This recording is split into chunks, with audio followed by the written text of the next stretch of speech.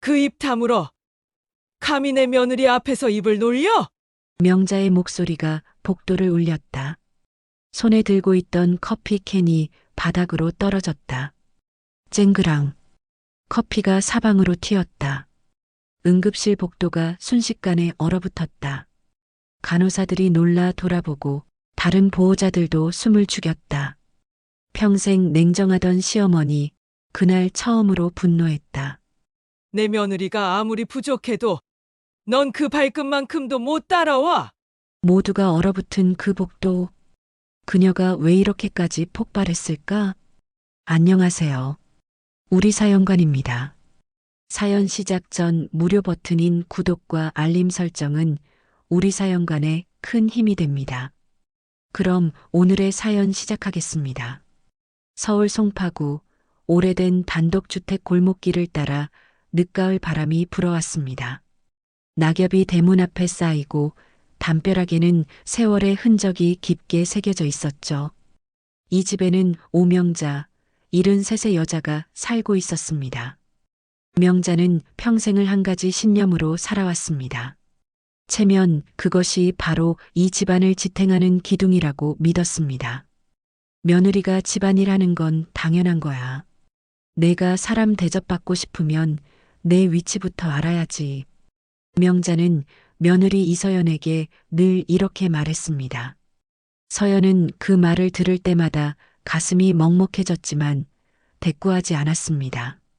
그저 묵묵히 고개만 숙일 뿐이었죠.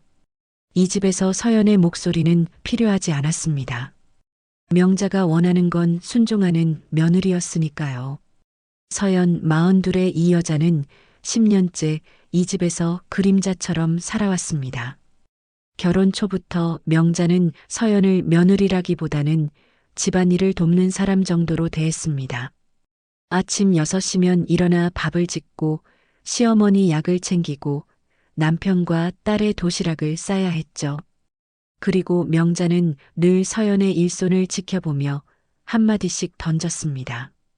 국이 싱거워. 손맛이 없어. 설거지할 때 물소리 좀 작게 내. 시끄러워. 서연은 대답하지 않았습니다. 그저 더 조심스럽게, 더 조용히 움직였을 뿐입니다. 명자의 눈빛 하나하나가 서연을 감시하는 것 같았습니다. 잘못하면 바로 지적이 날아왔고 잘해도 칭찬은 없었습니다. 명자는 젊은 시절부터 강했습니다. 가난한 집안에서 태어나 20에 시집을 왔고 남편은 사업에만 매달렸죠. 명자는 홀로 아이를 키우고 집안을 꾸렸습니다. 남편이 사업의 실패에 빚더미에 앉았을 때도 명자는 무너지지 않았습니다. 새벽 시장에 나가 반찬 장사를 하고 밤늦게까지 바느질을 하며 가족을 먹여 살렸죠. 그렇게 살아낸 세월이 명자를 단단하게 만들었습니다. 하지만 동시에 차갑게도 만들었습니다. 명자는 자신이 고생한 만큼 다른 사람도 고생해야 한다고 생각했습니다. 특히 며느리는 더욱 그래야 한다고 믿었죠.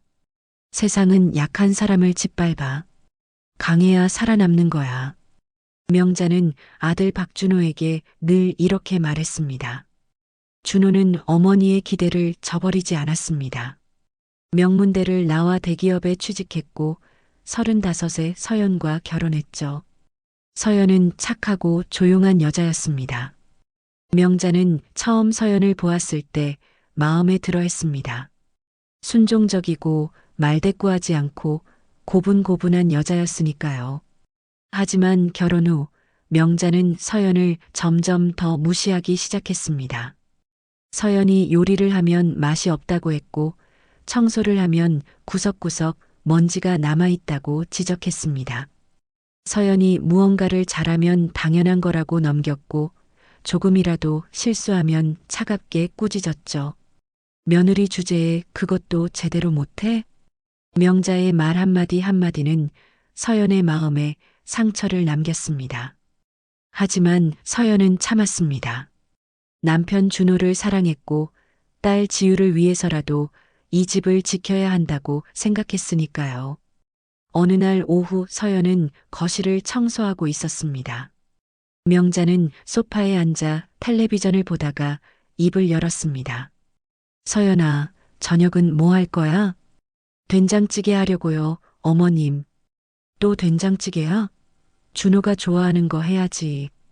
며느리가 남편 입맛도 모르면 어떡해. 서연은 손을 멈추고 명자를 바라보았습니다. 준호 씨가 된장찌개 좋아하는데요. 명자는 인상을 찌푸렸습니다. 말대꾸하는 거야? 내가 뭘 안다고. 서연은 다시 고개를 숙였습니다. 말해봐야 소용없다는 걸 알았습니다. 명자 앞에서 서연은 늘 틀렸고 늘 부족했습니다. 저녁 식사 시간 준호는 늦게 들어왔습니다. 명자와 서연 그리고 10살 난 딸 지우가 식탁에 앉아 준호를 기다렸죠. 준호가 현관문을 열고 들어왔을 때는 이미 8시가 넘어 있었습니다. 미안해요, 늦었어요. 준호는 재킷을 벗으며 식탁에 앉았습니다. 명자는 준호에게 밥을 떠주며 물었습니다. 준호야, 요즘 회사 일이 많냐? 얼굴이 피곤해 보이네. 네, 프로젝트가 좀 바빠서요. 준호는 짧게 대답하고 밥을 먹기 시작했습니다. 서연은 준호를 바라보았습니다. 남편의 표정에는 피곤함만이 가득했습니다. 서연은 물을 따라주며 조심스럽게 물었습니다. 많이 힘들어? 응, 좀. 준호는 시큰둥하게 대답했습니다. 명자는 그 모습을 보며 서연에게 말했습니다. 서연아, 남편이 피곤한데 내가 좀 더 챙겨줘야지. 그게 아내 역할이야. 서연은 아무 말 없이 고개를 끄덕였습니다. 명자의 말은 언제나 서연을 향했습니다. 남편이 피곤한 것도, 남편이 늦게 오는 것도 모든 게 며느리 탓이었습니다. 식사를 마치고 서연은 설거지를 하며 창밖을 바라보았습니다. 어둠이 깔린 하늘 아래 서연은 자신의 위치를 다시 한번 확인했습니다.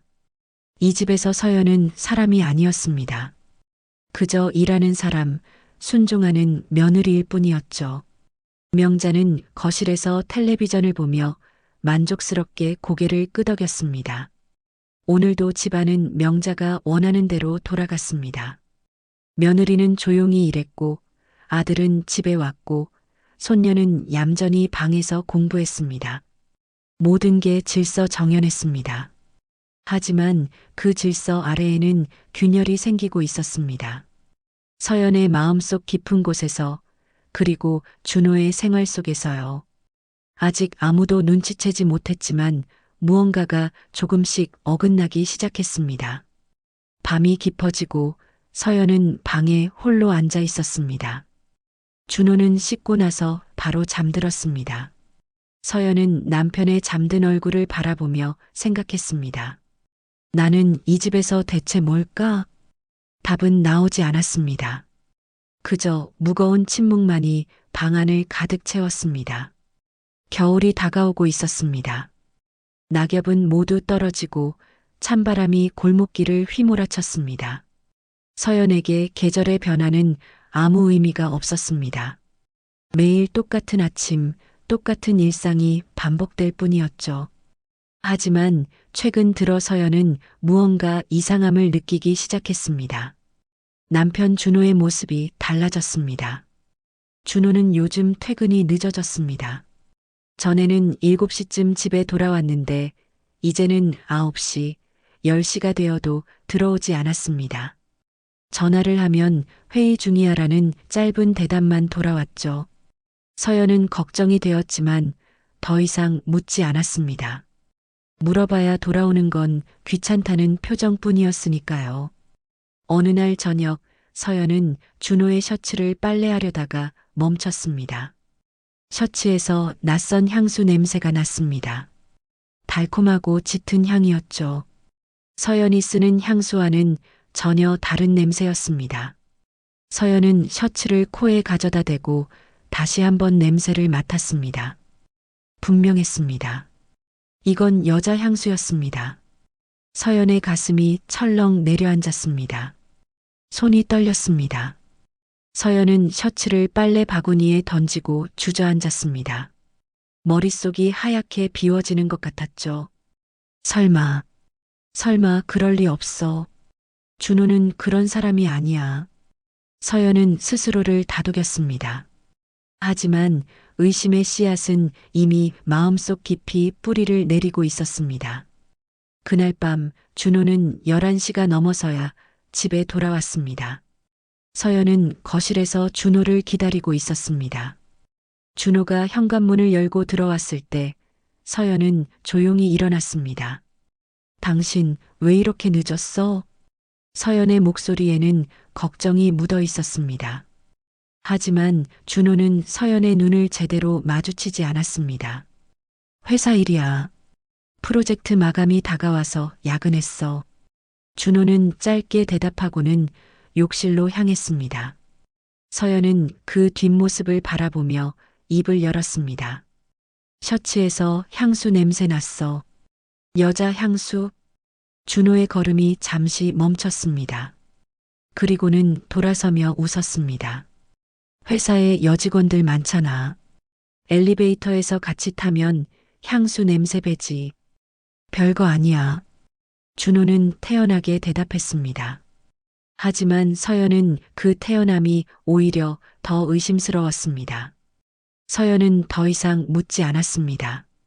준호는 씻고 나서 바로 침대에 누웠습니다. 며칠이 지나도 상황은 나아지지 않았습니다. 준호는 여전히 늦게 들어왔고 집에 있을 때도 핸드폰만 들여다보았습니다. 누군가와 메시지를 주고받는 듯 했죠. 서연이 옆에서 말을 걸어도 제대로 대답하지 않았습니다. 당신, 나 말 듣고 있어? 응, 듣고 있어. 준호는 여전히 핸드폰에서 눈을 떼지 않았습니다. 서연은 한숨을 쉬었습니다. 남편은 점점 멀어지고 있었습니다. 어느 날 아침 명자는 준호의 방에서 빨래를 가져오다가 셔츠를 발견했습니다. 명자도 향수 냄새를 맡았습니다. 명자는 인상을 찌푸렸습니다.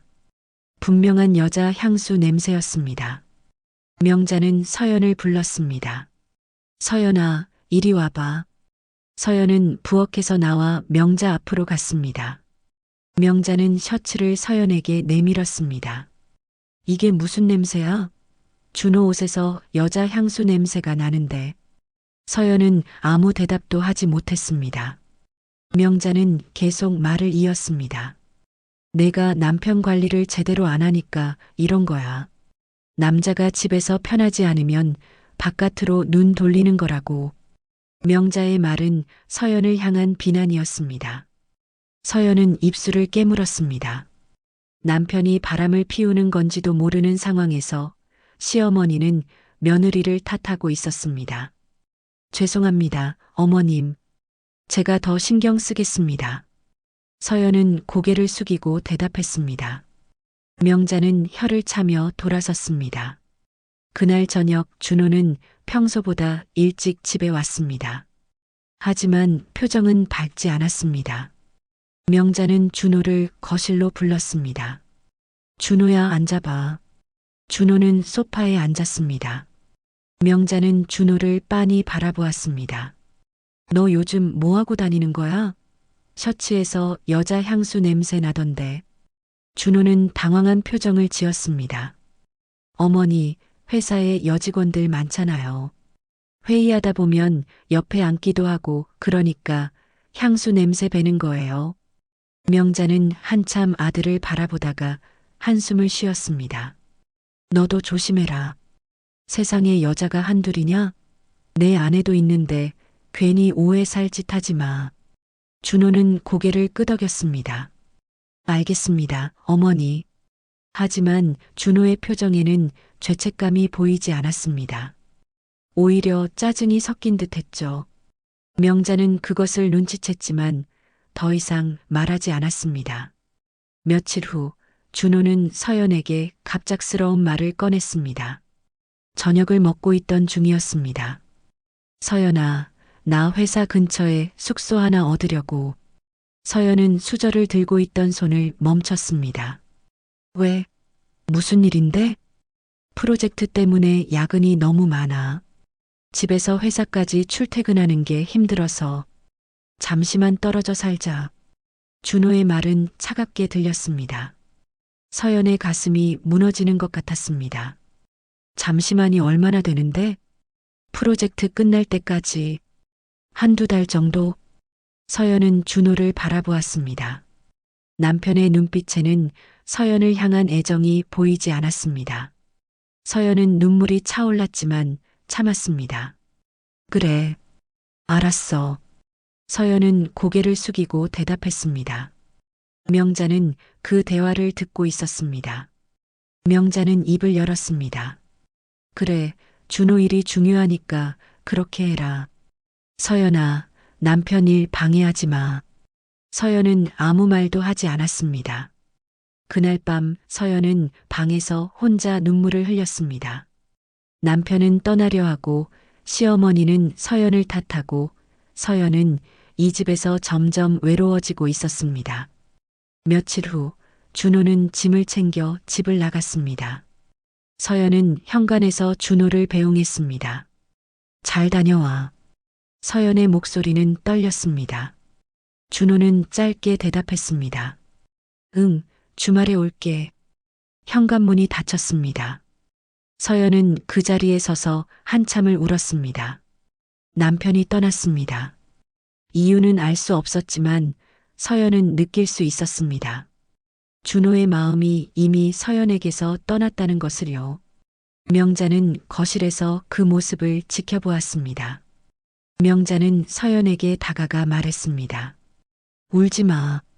남자 귀찮게 굴지 말고 내 할 일이나 해. 명자의 말은 차가웠습니다. 서연은 눈물을 닦고 고개를 끄덕였습니다. 그날 밤 서연은 혼자 침대에 누워 천장을 바라보았습니다. 준호가 없는 방은 너무 넓고 차가웠습니다. 서연은 눈물을 흘리며 생각했습니다. 내가 뭘 잘못한 걸까? 답은 나오지 않았습니다. 그저 무거운 침묵만이 방 안을 가득 채웠습니다. 준호가 집을 떠난 지 일주일이 지났습니다. 서연은 매일 남편에게 전화를 걸었지만 준호는 받지 않았습니다. 문자 메시지를 보내도 답장은 간단했습니다. 바빠, 나중에 연락할게. 서연은 점점 불안해졌습니다. 정말 회사 일 때문에 바쁜 걸까요? 아니면 다른 이유가 있는 걸까요? 서연은 딸 지유에게 아빠가 회사 근처에서 지낸다고 설명했습니다. 지유는 고개를 끄덕이며 아무 말 없이 받아들였습니다. 하지만 아이의 눈빛에는 슬픔이 어려 있었습니다. 서연은 딸을 안아주며 말했습니다. 곧 돌아올 거야. 걱정하지 마. 하지만 서연 자신도 확신할 수 없었습니다. 명자는 서연의 모습을 지켜보며 한숨을 쉬었습니다. 명자는 서연이 부엌에서 설거지를 하고 있을 때 다가와 말했습니다. 서연아, 내가 남편한테 뭘 잘못한 거 없어? 서연은 손을 멈추고 시어머니를 바라보았습니다. 잘못한 거요? 남편이 집을 나가는 건 아내가 뭔가 부족해서 그런 거야. 내가 좀 더 잘했으면 준호가 집을 나갈 이유가 없었을 텐데. 명자의 말은 또다시 서연을 향한 비난이었습니다. 서연은 눈물이 차올랐지만 참았습니다. 죄송합니다, 어머님. 서연은 고개를 숙이고 대답했습니다. 명자는 거실로 돌아갔습니다. 서연은 혼자 부엌에 남아 눈물을 흘렸습니다. 남편이 떠난 것도 서운한데 시어머니는 서연을 탓하기만 했습니다. 며칠 후 주말이 되었습니다. 준호는 주말에 집에 온다고 했지만 오지 않았습니다. 서연은 전화를 걸었지만 준호는 받지 않았습니다. 저녁이 되어서야 준호에게서 문자가 왔습니다. 미안, 회사 일 때문에 못 가. 다음 주말에 갈게. 서연은 핸드폰을 들고 한참을 멍하니 앉아 있었습니다. 지우는 아빠를 기다리며 현관문을 계속 바라보았습니다. 서연은 딸에게 다가가 말했습니다. 지우야, 아빠가 회사 일 때문에 못 온대. 다음에 올 거야. 지우는 실망한 표정으로 고개를 끄덕였습니다. 서연은 딸을 안아주며 가슴이 아팠습니다. 그날 밤 서연은 명자에게 하소연했습니다. 거실 소파에 앉아 명자 옆에서 조심스럽게 입을 열었습니다. 어머님, 준호 씨가 요즘 너무 이상해요. 전화도 안 받고 주말에도 안 오고. 명자는 텔레비전을 보다가 서연을 돌아보았습니다. 그래서 내가 뭘 어쩌려고? 서연은 당황했습니다. 어머님께서 준호 씨한테 한번 전화해 주시면 안 될까요? 제 말은 안 들어도 어머님 말씀은 들을 것 같아서요. 명자는 한숨을 쉬었습니다. 남자 귀찮게 굴지 말라고 했잖아. 내가 자꾸 쫓아다니니까 준호가 더 싫어하는 거야. 서연은 할 말을 잃었습니다. 명자는 계속 말을 이었습니다. 남편 일에 방해되지 마. 내 할 일이나 해. 서연은 고개를 숙였습니다. 명자에게서 위로를 얻을 수 없었습니다. 서연은 일어나 방으로 돌아갔습니다. 방에 홀로 앉아 서연은 생각했습니다. 남편은 떠났고 시어머니는 차갑고 서연은 이 집에서 점점 더 외로워지고 있었습니다. 서연은 누구에게도 의지할 수 없었습니다. 그날 밤 늦게 서연은 잠들지 못하고 침대에 누워 있었습니다. 핸드폰을 들여다보며 준호에게 문자를 보냈습니다. 당신, 나한테 할 말 없어? 우리 이렇게 멀어져도 괜찮은 거야? 하지만 답장은 오지 않았습니다.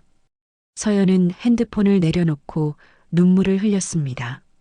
다음 날 아침, 서연은 평소처럼 일어나 아침을 준비했습니다. 명자는 식탁에 앉아 신문을 읽고 있었습니다.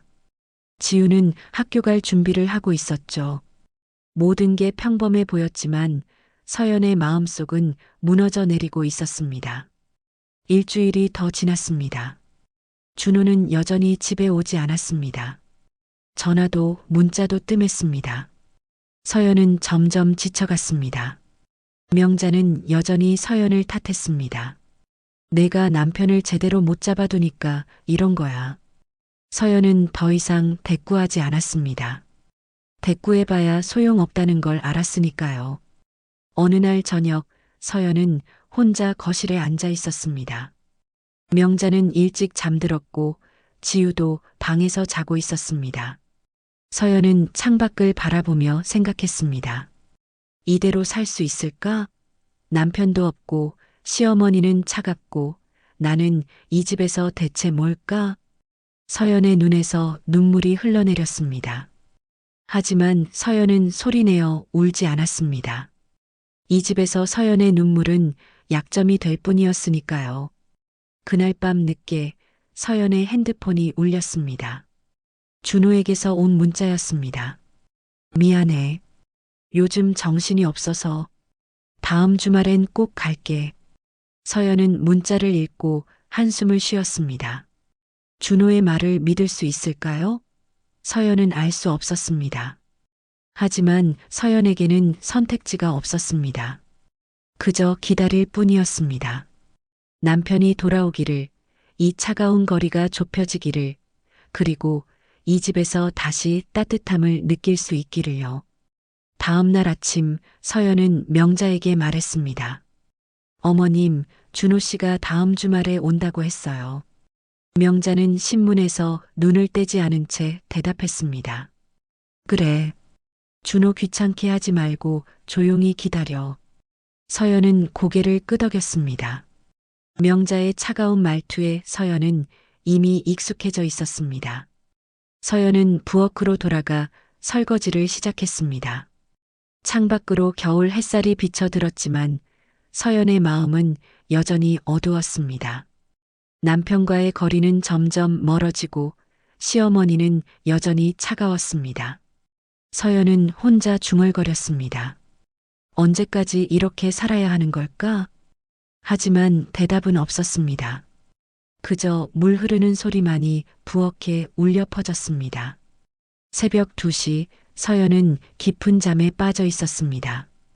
꿈속에서 서연은 준호와 함께 걷고 있었습니다.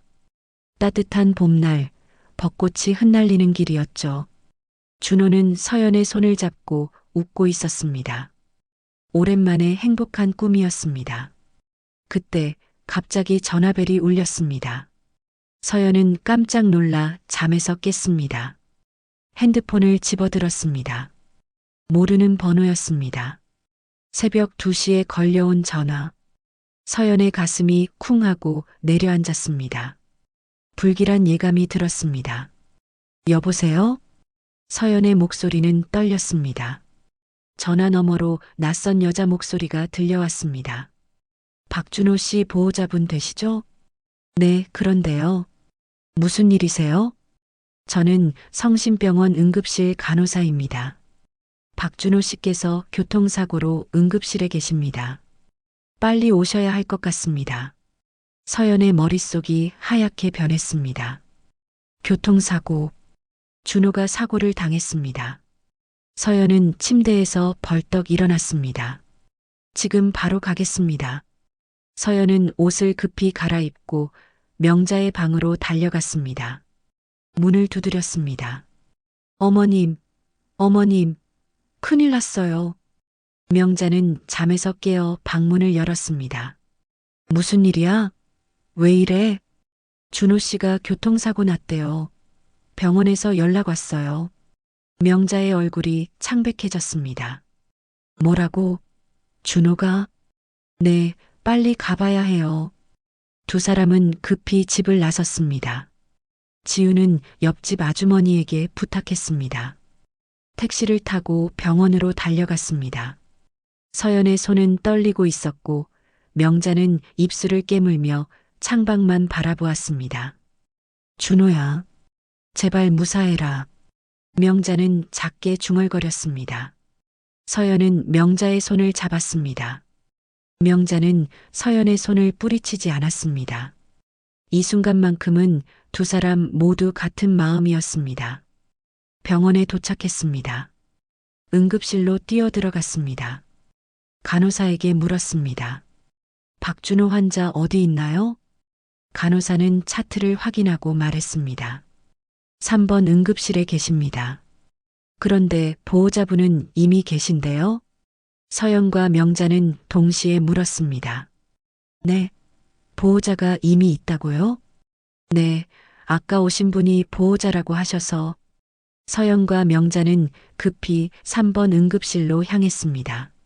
문을 열고 들어가려는 순간 두 사람은 멈춰 섰습니다. 응급실 밖 의자에 한 여자가 앉아 있었습니다. 30대 초반으로 보이는 젊은 여자였습니다. 짧은 코트를 입고 새빨간 립스틱을 바른 여자. 그녀는 핸드폰을 보고 있다가 서연과 명자를 올려다보았습니다. 윤채린이었습니다. 서연은 그 순간 모든 것을 깨달았습니다. 준호가 회사 근처에서 지낸다고 했을 때, 야근이 많다고 했을 때, 주말에 집에 오지 않았을 때, 모든 것이 거짓말이었습니다. 준호는 이 여자와 함께 있었던 것입니다. 명자도 채린을 빤히 바라보았습니다. 명자는 직감적으로 알 수 있었습니다. 이 여자가 바로 아들의 셔츠에 향수 냄새를 남긴 여자라는 것을요. 채린은 자리에서 일어났습니다. 그리고 뻔뻔하게 미소를 지으며 말했습니다. 어머님, 서연 씨, 오셨네요. 서연은 목소리를 겨우 냈습니다. 당신은 누구세요? 왜 여기 있는 거죠? 채린은 태연하게 대답했습니다. 저는 윤채린이라고 합니다. 준호 씨 옆에 있다가 사고 났어요. 그래서 같이 병원에 왔죠. 명자가 날카롭게 물었습니다. 새벽 2시에 왜 우리 아들이랑 같이 있었어요? 채린은 잠시 침묵했습니다. 그리고는 미소를 지으며 말했습니다. 그건 어차피 알게 되실 테니까 말씀드릴게요. 준호 씨랑 저는 사귀고 있어요. 서연의 다리에 힘이 풀렸습니다. 명자는 채린을 노려보았습니다. 채린은 계속 말을 이었습니다. 서류상 부인이라도 준호 씨가 진짜 의지하는 사람은 저예요. 요즘 준호 씨랑 계속 같이 지냈거든요. 서연은 눈물이 차올랐습니다. 하지만 울 수 없었습니다. 이 여자 앞에서 무너지고 싶지 않았습니다. 명자가 한 걸음 앞으로 나갔습니다. 당신이 지금 뭐라고 한 거야? 체리는 여전히 미소를 잃지 않았습니다. 사실대로 말씀드린 거예요. 준호 씨는 집에 가기 싫어했어요. 특히 어머님 얘기하면서 힘들어 하셨어요. 명자의 얼굴이 굳어졌습니다. 체리는 멈추지 않았습니다. 준호 씨가 말씀하셨어요. 어머님이 너무 차갑고 냉정한 사람이라고, 집이 감옥 같다고, 그래서 저한테 의지하신 거예요. 명자의 손이 떨렸습니다. 체린의 말은 명자의 가슴을 칼로 찌르는 것 같았습니다. 서연이 떨리는 목소리로 물었습니다. 언제부터였어요? 체리는 서연을 돌아보았습니다. 반년쯤 됐을까요? 준호 씨가 먼저 고백했어요. 집에서 행복하지 않다고, 새 출발을 하고 싶다고. 서연의 눈에서 눈물이 흘러내렸습니다. 반년 동안 남편은 다른 여자와 사귀고 있었던 것입니다. 체리는 의자 옆에 놓여있던 커피를 집어들었습니다. 병원 자판기에서 뽑은 따뜻한 캔커피였습니다. 체리는 커피를 한 모금 마시며 말했습니다. 며느리라고 하시던가요? 준호 씨는 서연 씨 얘기 별로 안 했어요. 관심이 없으신가 봐요. 그 순간 명자의 참을성이 끝에 달했습니다. 평생 감정을 억누르며 살았던 명자였지만 지금은 달랐습니다. 이 뻔뻔한 여자가 자신의 아들을 망치고 며느리를 무시하고 심지어 자신까지 모욕하고 있었습니다. 명자는 체린이 들고 있던 커피를 낚아챘습니다. 명자가 체린의 손에서 커피를 낚아채는 순간 시간이 멈춘 듯 했습니다. 체린은 당황한 표정으로 명자를 바라보았습니다. 서연은 숨을 죽이고 지켜보았습니다. 응급실 복도는 고요했습니다. 명자는 커피를 손에 쥔 채 체린을 노려보았습니다. 명자의 눈에는 분노가 타오르고 있었습니다. 평생 감정을 억누르고 살았던 명자였지만 지금 이 순간만큼은 참을 수 없었습니다. 그 입 다물어, 이 싸가지 없는 계집아. 명자의 목소리는 응급실 복도를 울렸습니다. 그리고 명자는 손에 들고 있던 커피를 바닥에 내던졌습니다. 쨍그랑 커피 캔이 바닥에 부딪히며 굴러갔습니다. 커피가 사방으로 튀었습니다. 응급실 복도가 순식간에 얼어붙었습니다. 간호사들이 놀라서 이쪽을 바라보았습니다. 복도에 있던 다른 보호자들도 무슨 일인가 싶어 쳐다보았습니다. 명자는 체린 앞으로 한 걸음 더 다가갔습니다. 내가 뭔데 내 아들 인생을 망쳐? 그리고 감히 내 며느리 앞에서 입을 놀려? 명자의 목소리는 떨렸지만 힘이 있었습니다. 체린은 뒤로 물러섰습니다. 처음으로 체린의 얼굴에서 미소가 사라졌습니다. 어머님. 내가 차갑고 냉정하다고? 그래, 맞아. 나는 평생 그렇게 살았어. 하지만 그게 너 같은 계집한테 내 아들을 빼앗길 이유는 안 돼. 명자의 목소리는 점점 커졌습니다. 서연은 명자의 뒷모습을 바라보며 눈물을 흘렸습니다. 평생 차갑게만 보였던 시어머니가 지금 자신을 위해 화를 내고 있었습니다. 명자는 계속 말을 이었습니다. 내 며느리가 아무리 부족해도 넌 그 발끝만큼도 못 따라와. 서연이는 10년 동안 이 집을 지켰어. 나한테 구박받으면서도 참고 살았어. 그런데 너는 남의 남편 빼앗아가면서 뻔뻔하게 웃고 있어? 체리는 입술을 깨물었습니다. 체린의 눈에도 눈물이 맺혔습니다. 하지만 준호 씨가 먼저 닥쳐. 명자의 고함에 체리는 입을 다물었습니다. 남자가 먼저 다가왔다고? 그래서 남의 가정을 파괴해도 된다는 거야? 너는 지금 한 가정을 망치고 있어. 10살짜리 아이의 아빠를 빼앗고 있다고. 명자의 말에 체리는 고개를 숙였습니다. 명자는 숨을 고르며 말을 이었습니다. 당장 이 병원에서 나가. 다시는 내 아들 앞에 나타나지 마. 내가 여기 있는 것만으로도 역겨워. 체리는 아무 말도 하지 못했습니다. 체리는 가방을 집어들고 서연을 한번 바라보았습니다.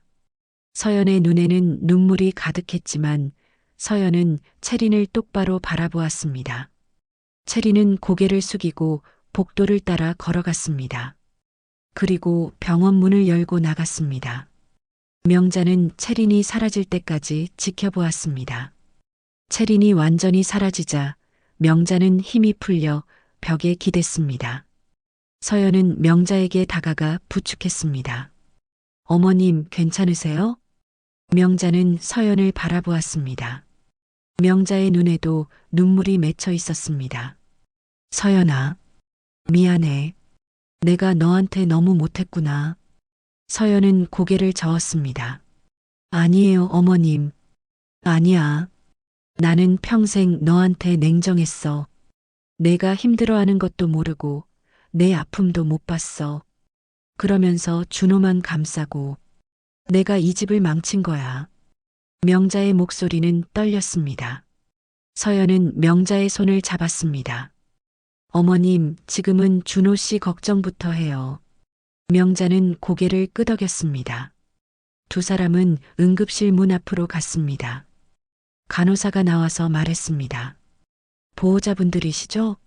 환자분은 지금 수술 중이십니다. 다행히 생명에는 지장이 없지만 다리 골절이 심해서 수술이 필요합니다. 서연은 안도의 한숨을 쉬었습니다. 명자도 가슴을 쓸어내렸습니다. 수술 시간은 얼마나 걸리나요? 2~3시간 정도 걸릴 것 같습니다. 기다려주시면 수술 끝나고 연락드리겠습니다. 간호사는 복도 끝에 대기실을 가리켰습니다. 명자와 서연은 대기실로 갔습니다. 딱딱한 의자에 나란히 앉았습니다. 한참 동안 두 사람은 아무 말도 하지 않았습니다. 그저 시계만 바라보며 시간이 지나기를 기다렸습니다. 새벽 공기는 차갑고 무거웠습니다. 명자가 먼저 입을 열었습니다. 서연아, 네, 어머님. 나 너한테 사과할 게 너무 많구나. 서연은 명자를 바라보았습니다. 명자는 천장을 보며 말을 이었습니다. 나는 평생 강한 척하며 살았어. 약한 모습 보이면 무시당할까봐 두려워서. 그래서 너한테도 강하게 대했지. 며느리니까 당연히 참아야 한다고 생각했어. 명자의 목소리는 떨렸습니다. 하지만 오늘 저 여자를 보니까 깨달았어. 내가 너를 얼마나 힘들게 했는지, 내가 준호를 얼마나 망쳐놨는지. 서연은 눈물을 흘렸습니다. 어머님, 준호가 집을 나간 건 내 탓이 아니야. 내 탓이야. 내가 이 집을 너무 차갑게 만들었어. 내가 준호한테 사랑을 제대로 못 줬어. 그래서 저 여자한테 빠진 거야. 명자는 손으로 얼굴을 가렸습니다. 명자의 어깨가 떨렸습니다. 서연은 명자의 등을 가만히 쓰다듬었습니다. 어머님, 괜찮아요. 이제 우리 다시 시작하면 돼요. 명자는 손을 내리고 서연을 바라보았습니다. 서연아, 너 정말 착하구나. 나 같으면 이 집 떠났을 텐데. 서연은 고개를 저었습니다. 저도 이 집이 가족이에요. 떠날 수 없어요. 명자는 서연의 손을 꼭 잡았습니다. 두 여자의 손이 처음으로 따뜻하게 맞닿았습니다. 시간이 흘렀습니다. 동이 트기 시작했습니다. 창밖으로 새벽 하늘이 밝아지고 있었습니다. 수술실에 불이 꺼졌습니다. 의사가 나왔습니다. 보호자분들, 명자와 서연은 벌떡 일어났습니다. 네, 여기 있습니다. 수술 잘 끝났습니다. 환자분은 회복실로 옮겨졌고 곧 병실로 이동할 겁니다. 두 사람은 안도의 한숨을 쉬었습니다. 명자는 눈물을 닦았습니다. 서연도 울었습니다. 그날 평생 냉정하던 시어머니의 가슴속이 처음으로 폭발했습니다. 그리고 그 폭발 속에서 진심이 드러났습니다. 준호는 중환자실에 누워 있었습니다. 얼굴은 창백했고 다리에는 깁스가 되어 있었습니다. 의식은 아직 돌아오지 않았습니다. 명자와 서연은 유리창 너머로 준호를 바라보았습니다. 언제쯤 깨어날까요? 서연이 조심스럽게 물었습니다. 명자는 한숨을 쉬었습니다. 의사 선생님이 하루 이틀 안에 깨어날 거라고 했잖아. 기다려보자. 두 사람은 중환자실 앞 의자에 앉았습니다. 아침 햇살이 복도를 비추고 있었습니다. 명자는 핸드폰을 꺼내 지우에게 전화했습니다. 지우야, 할머니야. 아빠는 괜찮아. 다리를 다쳤는데 수술 잘 끝났어. 너무 걱정하지 마. 학교 잘 다녀와. 명자의 목소리는 평소보다 부드러웠습니다. 전화를 끊고 명자는 서연을 돌아보았습니다. 서연아, 너 집에 가서 좀 쉬어. 내가 여기 지킬게. 서연은 고개를 저었습니다. 아니에요. 저도 여기 있을게요. 너 새벽부터 여기 있었잖아. 피곤할 텐데. 어머님도 피곤하실 거예요. 같이 있어요. 명자는 서연을 바라보며 작게 미소 지었습니다. 이런 며느리를 명자는 10년 동안 제대로 보지 못했습니다. 오후가 되었습니다. 준호는 여전히 깨어나지 않았습니다. 명자는 병원 식당에서 김밥을 사왔습니다. 서연에게 건넸습니다. 먹어. 안 먹으면 내가 쓰러져. 서연은 김밥을 받아 한 입 베어 물었습니다. 하지만 목으로 넘어가지 않았습니다. 명자도 마찬가지였습니다. 두 사람은 김밥을 억지로 삼키며 시간을 보냈습니다. 저녁이 되자 준호가 깨어났습니다. 의사가 나와서 알려주었습니다. 환자분 의식 돌아왔습니다. 잠깐 면회 가능합니다. 명자와 서연은 중환자실로 들어갔습니다. 준호는 침대에 누워 천장을 바라보고 있었습니다. 두 사람의 발소리에 준호는 고개를 돌렸습니다. 어머니, 서연. 준호의 목소리는 약했습니다. 명자는 아들 옆으로 다가갔습니다. 준호야, 괜찮아? 준호는 고개를 끄덕였습니다. 서연도 다가가 준호의 손을 잡았습니다. 많이 아파? 응, 좀. 준호는 눈을 감았습니다. 그리고 작게 중얼거렸습니다. 미안해. 명자는 준호의 머리를 쓰다듬었습니다. 지금은 쉬어. 나중에 이야기하자. 준호는 다시 잠에 빠졌습니다. 두 사람은 중환자실을 나왔습니다. 복도에서 명자는 벽에 기대 한숨을 쉬었습니다. 서연아, 이제 우리가 이 집을 다시 세워야 해. 서연은 명자를 바라보았습니다. 어머님, 저도 그렇게 생각해요. 며칠이 지났습니다. 준호는 일반 병실로 옮겨졌습니다. 명자와 서연은 교대로 병원에서 간병했습니다. 준호는 점점 의식이 또렷해졌지만 말이 없었습니다. 준호는 자신이 무슨 잘못을 했는지 알고 있었습니다. 어느 날 오후 명자는 준호와 단둘이 병실에 있었습니다. 명자는 과일을 깎아 준호에게 건넸습니다. 먹어.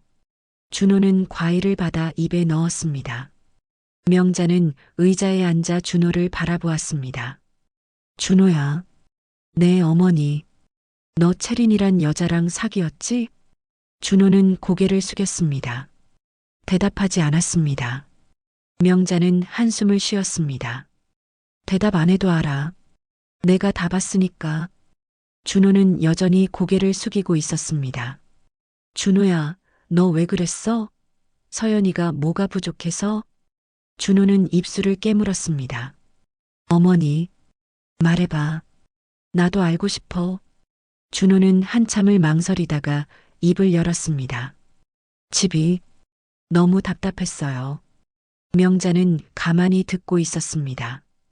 어머니는 늘 차갑게 대하셨고 서연이는 늘 눈치만 보고 저도 숨이 막혔어요.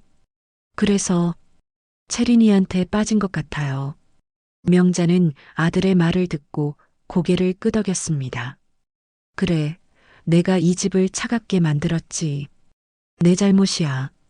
준호는 놀라서 어머니를 바라보았습니다. 어머니. 하지만 준호야, 그게 바람필 이유는 안 돼. 내가 힘들면 서연이한테 말했어야지. 내가 어머니한테 말했어야지. 그런데 너는 다른 여자한테 도망쳤어. 준호는 아무 말도 하지 못했습니다. 준호야, 서연이가 얼마나 힘들었겠어?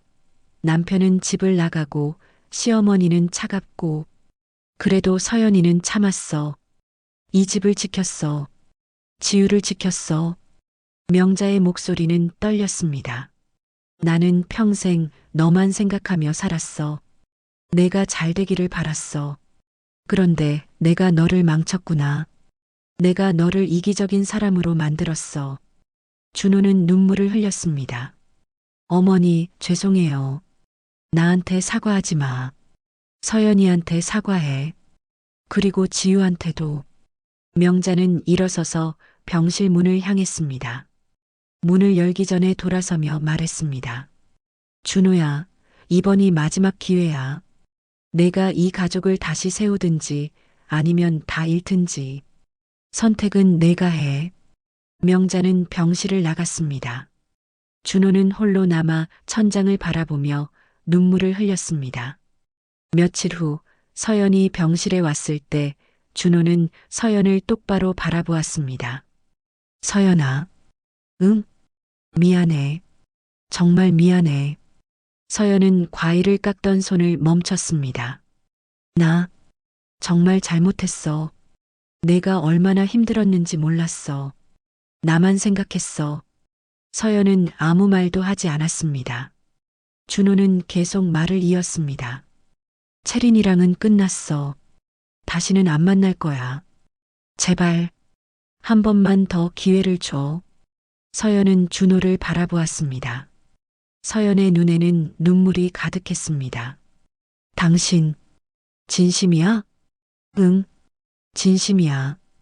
나 이제 달라질게. 약속할게. 서연은 한참을 준호를 바라보다가 고개를 끄덕였습니다. 알았어. 한 번만 더 믿어볼게. 준호는 서연의 손을 잡았습니다. 서연도 준호의 손을 꼭 잡았습니다. 병실 밖에서 명자는 그 모습을 지켜보았습니다. 명자는 조용히 미소 지었습니다. 아직 갈 길은 멀었지만 이 가족은 다시 시작할 수 있을 것 같았습니다. 하지만 명자는 알고 있었습니다. 진짜 시험은 이제부터라는 것을요. 준호가 태어난 지 일주일이 지났습니다. 다리 깁스 때문에 준호는 집에서 요양 중이었습니다. 회사는 한 달 휴직을 냈습니다. 명자와 서연은 준호를 돌보며 조심스럽게 일상을 되찾아가고 있었습니다. 서연은 매일 아침 준호의 약을 챙겨주었습니다. 명자는 준호가 좋아하는 음식을 만들어 주었습니다. 지우는 학교에서 돌아오면 아빠 곁에서 그림을 그렸습니다. 집안에는 조금씩 온기가 돌기 시작했습니다. 하지만 어느 날 오후 평화는 깨졌습니다. 초인종이 울렸습니다. 서연이 문을 열었습니다. 그곳에는 윤채린이 서 있었습니다. 서연의 얼굴이 굳었습니다. 왜 왔어요? 채린은 창백한 얼굴로 서 있었습니다. 눈이 충혈되어 있었고 화장기도 없었습니다. 병원에서 보았던 당당한 모습은 온데간데 없었습니다. 서연 씨, 준호 씨 좀 만나게 해주세요. 서연은 단호하게 고개를 저었습니다. 안 돼요. 돌아가세요. 제발이요. 마지막으로 한 번만. 그때 명자가 현관으로 나왔습니다. 채린을 보자마자 명자의 얼굴이 차갑게 변했습니다. 너 여기 왜 왔어? 채린은 명자를 보고 고개를 숙였습니다. 어머님, 죄송합니다. 제가 정말 잘못했어요. 잘못한 거 알면 왜 여기 와? 명자의 목소리는 얼음처럼 차가웠습니다. 체리는 떨리는 목소리로 말했습니다. 준호 씨한테 마지막으로 할 말이 있어요. 할 말 없어. 돌아가. 명자는 문을 닫으려 했습니다. 하지만 체리는 문틈에 손을 넣으며 애원했습니다. 제발요. 단 5분만이라도. 그때 안쪽에서 준호의 목소리가 들렸습니다. 누구야? 명자는 한숨을 쉬었습니다. 준호가 목발을 짚고 현관으로 왔습니다. 체린을 보자 준호는 멈춰섰습니다. 체린은 준호를 보며 눈물을 흘렸습니다. 준호 씨. 준호는 체린을 바라보다가 고개를 돌렸습니다. 돌아가요. 우리 더 이상 할 말 없어요. 체린은 고개를 저었습니다. 아니에요. 저 정말 준호 씨 사랑했어요. 지금도 사랑해요. 서연은 체린의 말을 듣고 가슴이 아팠습니다. 하지만 서연은 참았습니다. 준호는 단호하게 말했습니다. 체린 씨, 나는 내 가족을 선택했어요. 잘못했던 건 인정해요. 하지만 이제 끝이에요. 체린은 울먹이며 말했습니다. 저는요? 저는 어떻게 하라고요? 준호 씨가 먼저 다가왔잖아요. 명자가 앞으로 나섰습니다. 그래, 우리 준호가 잘못했어. 하지만 너도 알았을 거야. 준호가 유부남이란 걸. 그런데도 받아준 건 너잖아. 체리는 입술을 깨물었습니다. 명자는 계속 말을 이었습니다. 이제 그만 가. 내 아들, 내 이름 듣는 것도 괴로워해. 내가 정말 준호를 사랑한다면 이제 놔줘. 체리는 준호를 마지막으로 바라보았습니다. 준호는 체린을 보지 않았습니다. 체리는 고개를 숙이고 돌아섰습니다. 죄송합니다. 체리는 계단을 내려갔습니다. 명자는 문을 닫았습니다. 준호는 그 자리에 서서 한참을 멍하니 있었습니다. 서연은 준호 옆으로 가서 손을 잡았습니다. 괜찮아? 준호는 고개를 끄덕였습니다. 미안해, 서연아. 서연은 준호를 안아주었습니다. 명자는 거실로 돌아가며 한숨을 쉬었습니다. 그날 밤 서연은 침대에 누워 천장을 바라보았습니다. 옆에서 준호는 잠들어 있었습니다. 서연은 생각했습니다. 정말 다 끝난 걸까요? 준호는 정말 변한 걸까요? 서연은 알 수 없었습니다. 하지만 서연은 믿고 싶었습니다. 이번만큼은 진심이길 바랐습니다. 며칠 후 명자는 서연을 불렀습니다. 두 사람은 거실 소파에 앉았습니다. 명자는 서연의 손을 잡았습니다. 서연아, 네 어머님, 나 너한테 제대로 사과하고 싶어? 서연은 명자를 바라보았습니다. 명자는 눈물을 글썽이며 말했습니다.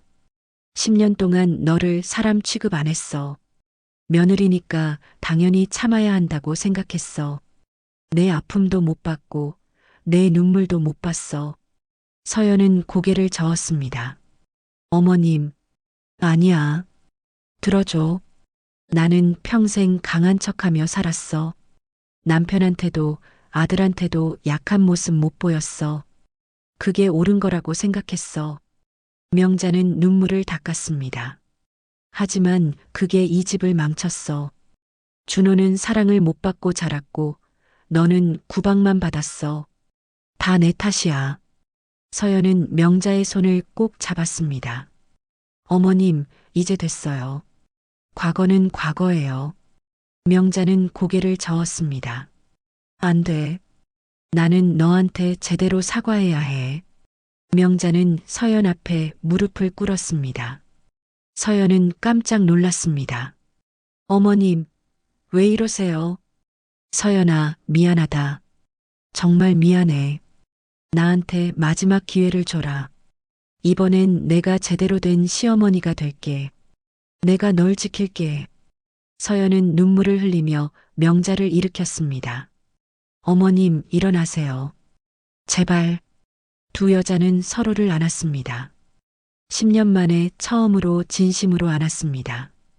명자는 서연의 등을 쓰다듬으며 울었습니다. 서연도 울었습니다. 어머님, 저도 어머니가 필요했어요. 명자는 더욱 서연을 꼭 안았습니다. 그래, 이제 우리 진짜 가족이 되자. 진짜 모녀가 되자. 두 여자는 한참을 안고 울었습니다. 방에서 나온 준호는 그 모습을 보며 고개를 숙였습니다. 지우도 방문 뒤에서 지켜보다가 조용히 눈물을 닦았습니다.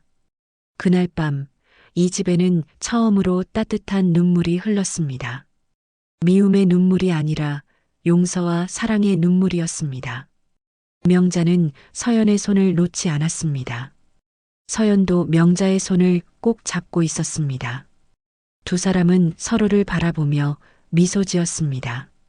이제 진짜 시작이었습니다.